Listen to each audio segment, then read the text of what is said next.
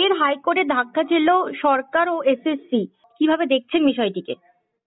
যা স্বাভাবিক তাই করেছে। দাগিদের বসার কোনো অধিকার নেই, সুপ্রিম কোর্ট পরিষ্কার বলে দিয়েছে। সেক্ষেত্রে আর কি করে তারা বসতে পারবেন? এমনকি এটাও বলেছেন যে দাগিরা যদি ফর্ম ফিল আপ করে থাকে সেই সেই ফর্ম ফিল আপ বাতিল করার নির্দেশও দিয়েছেন। হ্যাঁ, সে তো তবেই, সে তো সিঙ্গেল বেঞ্চে নির্দেশ দিয়েছিলেন, সেটাই ডিভিশন বেঞ্চ মান্যতা দিয়েছেন।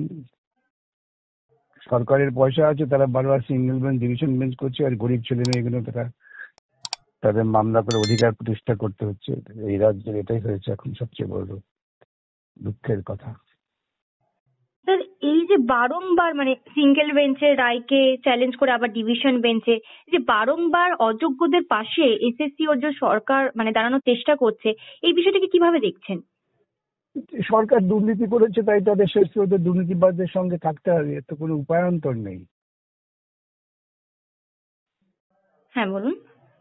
বললাম তো, এর তো কোনো পাল্টা ভিন্ন কোনো পথ নেই। দুর্নীতি করেছে রাজ্য সরকার, এখন যারা দুর্নীতির জন্য ক্ষতিগ্রস্ত হয়েছে তাদের পক্ষে তো রাজ্য সরকারকে থাকতে হবে।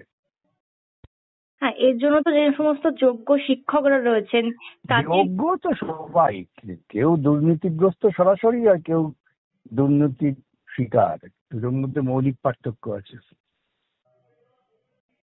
মানে যে সমস্ত যোগ্য শিক্ষকরা বারংবার আন্দোলন করছেন তাদের কথা কি একবারও ভেবে দেখছে না সরকার তাহলে? সেটা তো সরকারকে জিজ্ঞেস করতে হবে, সেটা আমি কি করে বলবো? একদম। হুম। ধন্যবাদ স্যার আপনাকে।